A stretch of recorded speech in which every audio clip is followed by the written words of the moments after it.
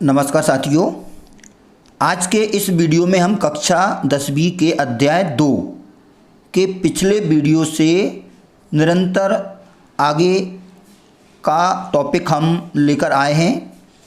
इसमें हम बहुपद के शून्यक यानी जीरोज ऑफ अ पॉलिनोमियल पर चर्चा करेंगे। यानी बहुपद के शून्यक से रिलेटेड भी एक क्वेश्चन बोर्ड परीक्षा में ज़रूर पूछा जाता है। तो बहुपद के शून्यक क्या होते हैं हमने कक्षा 9th में भी पढ़ा है। आज हम इसका दोबारा से रिवाइज कर लें। इसमें यदि px चर x में कोई बहुपद है, तब यदि x बराबर a रखने पर बहुपद का मान शून्य हो जाता है, तब x बराबर a बहुपद px का एक शून्यक या जीरो होगा। क्योंकि कोई बहुपद हमें दिया है px x में है, py होता वो y में हो जाता, pz होता वो z में हो जाता। यानी कोई भी हमें बहुपद दिया है, यदि उस बहुपद में हम x बराबर a रखने पर उस बहुपद का मान शून्य आ जाता है, तो x बराबर a उस बहुपद का एक जीरो हो जाएगा। जैसे एक एग्जाम्पल लेकर हम देखते हैं। जैसे मान लिया कोई बहुपद px है 5x² माइनस 3x माइनस 14। अब इसमें हमने x बराबर 2 लिखा। x बराबर 2 इसमें लिखेंगे तो x की जगह पे 2 लिखेंगे। यहाँ पे भी x है तो 2 का वर्ग हो जाएगा। यहाँ पे x है तो 3 का 2 में मल्टीप्लाई हो जाएगा, तो 2 का वर्ग कितना हो जाएगा 4 और 3 दूनी 6, तो 4 पंजे 20 और जे बी माइनस का है, जे बी माइनस का है तो ये दोनों माइनस के 20 हो गए, तो प्लस के 20 और माइनस के 20 आपस में कैंसिल होके 0 आ गया। यानी x बराबर 2 इस बहुपद में लिखने पर उस बहुपद का मान हमें शून्य प्राप्त हो जाता है। तो हम कह सकते हैं कि x बराबर 2 इस बहुपद का एक शून्यक है। अतः p2 बराबर 0, तब x बराबर 2 दिए गए बहुपद px का एक शून्यक होगा। अब हम देखते हैं कि बहुपदों के शून्यकों का ज्यामितीय अर्थ क्या होता है। ज्योमेट्रिकल मीनिंग जीरोज का, कोई भी पॉलिनोमियल है, पॉलिनोमियल के जीरोज का ज्योमेट्रिकली मीनिंग क्या है, यानी ज्यामितीय क्या अर्थ है उसका। ज्यामिति का मतलब होता है कि उस बहुपद का हम ग्राफ खींचें तो शून्यक और ग्राफ में क्या रिलेशन है, जी हम देखते हैं।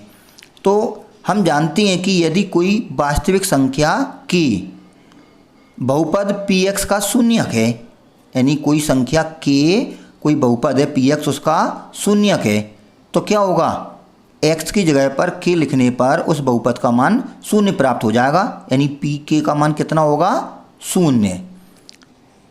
यदि हम बहुपद px बराबर 2x धन 4 का ग्राफ खींचें तब क्या होता है। तो आइए हम इसका ग्राफ देखते हैं कि इसके ग्राफ से इसके शून्यक में क्या रिलेशन है।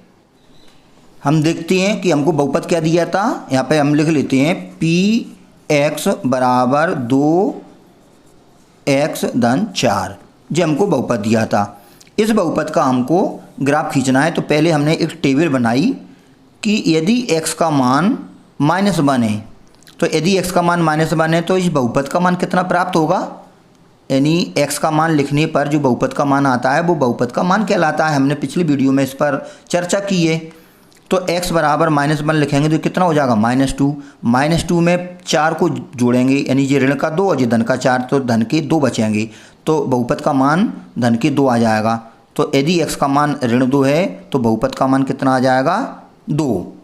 अब हम x का मान 0 लिखें, तो यदि x का मान 0 लिखते हैं तो बहुपद का मान कितना है 4, तो x का मान 0 लिखने पर बहुपद का मान 4 है। ऐसे ही हमने x का मान ऋण 4 लिखा, तो ऋण 4 लिखा तो ऋण 4 दूनी 8, ऋण के 8 हो गया। ऋण के 8 में से 4 गया तो ऋण के 4, यानी ऋण के 4 लिखने पर बहुपद का मान ऋण 4 ही प्राप्त होता है। हमने ये 3 मान लिखकर बहुपद के मान निकाले। आप कोई से भी अन्य 3 मान, 4 मान, 5 मान, जितने भी मान आप निकाल सको बहुपद के मान निकाल लेना और उनको अपन एक ग्राफ पर प्रदर्शित करेंगे। हाँ, 3 मान से कम नहीं होना चाहिए, कम से कम 3 कंपलसरी हैं, 3 से ज़्यादा आप कितने भी कर सकती हैं। तो x के 2 मान क्यों नहीं लेते, कम से कम 3 मान ही क्यों लेती हैं, इस पर हम यदि समय रहा तो इस वीडियो के लास्ट में हम चर्चा करेंगे। तो हमने कम से कम 3 मान इसमें लिए। अब देखते हैं कि ये x अक्ष है और ये y अक्ष है। हमने बराबर बराबर दूरी पर स्केल से इसमें निशान लगा दिए। अब x का मान कितना है? ऋण 1। जब x का मान ऋण 1 है उस समय हमारे बहुपद का मान 2 है। इसको अपन y भी मान लेते हैं कि x अक्ष पर x करेंगे और जो y अक्ष है उस पर बहुपद या y का मान लिखेंगे। y बराबर px है। x का मान ऋण 1 और y का मान 2। तो x का मान ऋण 1 कहाँ है? ये है, ये x अक्ष पर x का मान है। तो x का मान ऋण 1 है उस समय y का मान कितना है? 2। तो ये 1 और 2 यानी ऊपर हमने यहाँ पे एक निशान लगा दिया। x का मान ऋण 1 और y का मान 2, यहाँ पे हमने एक ऐसा निशान लगा दिया। अब x का मान 0, तो x का मान 0 जहाँ पर रहता है मूल बिंदु पर x का मान और y का मान दोनों ही 0 रहते हैं। तो x का मान 0 यहाँ पर हो गया। उस समय y का मान कितना है? 4। तो 1 2 3 4 यानी यहाँ पे हमने एक निशान लगा दिया। x का मान 0, उस समय y का मान कितना था? 4। यानी आपके पास 2 निशान आ गए, एक ये वाला एक ये वाला। अब x का मान कितना है? ऋण 4। तो x का मान ऋण 4 कहाँ पर होता है? ये है x का मान ऋण 4। उस समय y का मान कितना है? ऋण 4। तो x का मान ऋण 4 और y का मान ऋण 4। तो y का मान ऋण 4 तो नीचे आएगा, मूल बिंदु के नीचे। ऊपर आता है धन 4 और नीचे आएगा ऋण 4। तो x का मान ऋण 4 है, उस समय y का मान ऋण 4 है। यानी x का मान ऋण 4 और y का मान ऋण 4, जहाँ पे हमने एक पॉइंट लगा दिया। अब आपके पास 3 पॉइंट आ गए, एक ये वाला आ गया, एक ये वाला आ गया, एक ये वाला आ गया। तीनों पॉइंटों को मिलाने वाली हमने स्केल से एक लाइन खींची तो हमको एक ये सरल रेखा प्राप्त हो गई। ये सरल रेखा इस बहुपद का ग्राफ होगी। अब जो हमें एक रेखा प्राप्त हुई है इससे हमें आइडिया लग गया कि जो बहुपद है वो रैखिक बहुपद है। और हमको देख के भी पता चल रहा है कि इस बहुपद की घात कितनी है? 1। तो ये कैसा बहुपद है? रैखिक बहुपद। जिस बहुपद की घात 1 होती है वो रैखिक बहुपद होता है। और रैखिक बहुपद का एक ग्राफ सरल रेखा प्राप्त होती है। तो अब हम ये देखते हैं कि इस सरल रेखा ने x अक्ष को कहाँ पर काटा। यानी जो हमने ग्राफ खींचा था उस ग्राफ ने x अक्ष को कहाँ पर काटा? तो कहाँ पर काटा? ऋण 2 पर। तो x अक्ष पर ऋण 2 पर काटा तो हम ऋण 2 इसके अंदर लिखेंगे। तो ऋण 2 लिखने पर कितना आएगा? ऋण 2 का 2 में करेंगे ऋण 4। ऋण 4 और धन 4 कितना हो जाएगा? 0। तो ये बहुपद 0 हो जाएगा। और हमने देखा है कि x का मान लिखने पर बहुपद का मान शून्य आ जाए तो वही x का मान तो शून्य कहलाता है। तो हमने x का मान ऋण 2 लिखा और बहुपद का मान शून्य आ गया। इसका मतलब है कि इस बहुपद का शून्य क्या है? x बराबर ऋण 2। इससे हमें एक चीज़ और मिल गई कि किसी बहुपद का जो ग्राफ है वो x अक्ष को जहाँ पर भी काटेगा वो x का मान उस बहुपद का शून्य कहलाएगा। यानी ग्राफ x अक्ष को जिस भी बिंदु पर काटेगा वह बिंदु उस बहुपद का क्या होगा? शून्यक। तो हम इन्हीं सब बातों को लिखकर उसको एक्सप्लेन करते हैं। उपरोक्त ग्राफ से स्पष्ट है कि दिए गए बहुपद का आलेख एक सरल रेखा प्राप्त होती है। सरल रेखा प्राप्त हुई हमको इसका ग्राफ। इससे यह भी स्पष्ट हो जाता है कि बहुपद px एक रैखिक बहुपद है, क्योंकि रैखिक बहुपद का आलेख या ग्राफ एक सरल रेखा प्राप्त होता है। जब हम जानते हैं कि यदि कोई रैखिक बहुपद है तो उसका ग्राफ कैसा प्राप्त होगा? एक सरल रेखा। ये वस्तुनिष्ठ में आता है कि रैखिक बहुपद का ग्राफ होता है और सरल रेखा, उसमें वृत्त, परवलय, ऐसे बहुत सारे ऑप्शन दे देती हैं। तो हमें सरल रेखा पर टिक करना है। या सत्य सत्य में भी आ जाता है कि रैखिक बहुपद का ग्राफ एक सरल रेखा प्राप्त होता है तो वो सत्य कथन हो जाता है। इससे यह भी स्पष्ट होता है कि ग्राफ x अक्ष को x बराबर ऋण 2 पर प्रतिच्छेद करता है। अभी अपने देखा था कि ग्राफ x अक्ष को कहाँ पर काट रहा था? ऋण 2 पर। अतः बहुपद px में x बराबर ऋण 2 रखने पर, तो हमने जो बहुपद था उसमें x बराबर ऋण 2 लिखा तो बहुपद का मान कितना प्राप्त हुआ था? 0। इस प्रकार x बराबर ऋण 2 बहुपद का क्या है? एक शून्यक। इस प्रकार ग्राफ से बहुपद के बारे में एक अवधारणा और स्पष्ट हो जाती है। क्या? कि यदि बहुपद का ग्राफ x अक्ष को जहाँ पर भी प्रतिच्छेद करेगा वह बिंदु उस बहुपद का शून्यक होगा। इस प्रकार रैखिक बहुपद के अधिकतम एक ही शून्यक संभव है, क्योंकि रैखिक बहुपद का ग्राफ एक सरल रेखा प्राप्त होती है और एक रेखा एक्स अक्ष को एक ही बिंदु पर प्रतिच्छेद करती है, क्योंकि एक्स अक्ष भी एक रेखा है और इसका ग्राफ भी एक रेखा है। तो दो रेखाएं एक से ज़्यादा बिंदु पर प्रतिच्छेद नहीं कर सकती। जैसे मान लिया कि एक रेखा ये है और एक रेखा ये है, तो अब जहाँ पर प्रतिच्छेद कर दिया अब इससे ज़्यादा काटेगी नहीं। कभी कभी रेखा ऐसी नहीं होती कि रेखा आई और काटती हुई चली गई और लौट के फिर से आई और दूसरी जगह पे फिर से काट दिया, ऐसा नहीं होता। रेखा एक बार चली गई सीधी तो चली जाएगी, यानी रेखाएं दो रेखाएं एक ही बिंदु पर काटेंगी। तो यदि वो रैखिक बहुपद है तो उसका शून्यक एक ही होगा, यानी अधिकतम कितने शून्यक संभव है उसका? एक। इसी प्रकार यदि कोई द्विघात बहुपद है तब इसके अधिकतम दो शून्यक होंगे और त्रिघात बहुपद के अधिकतम तीन शून्यक हो सकते हैं।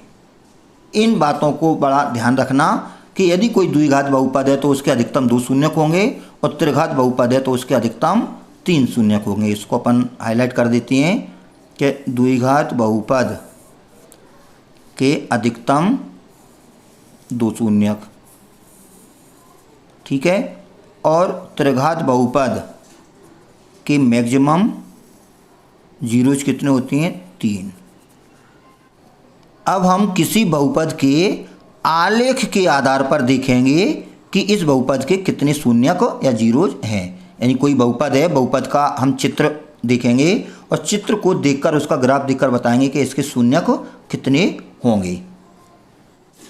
एक बात और ध्यान रखें, यदि किसी बहुपद का ग्राफ एक्स अक्ष को किसी भी बिंदु पर प्रतिच्छेद नहीं करता तब हम कह सकते हैं कि इस बहुपद का एक भी वास्तविक शून्यक नहीं है, यानी कोई शून्यक नहीं होगा यदि उसके ग्राफ ने एक्स अक्ष को नहीं काटा।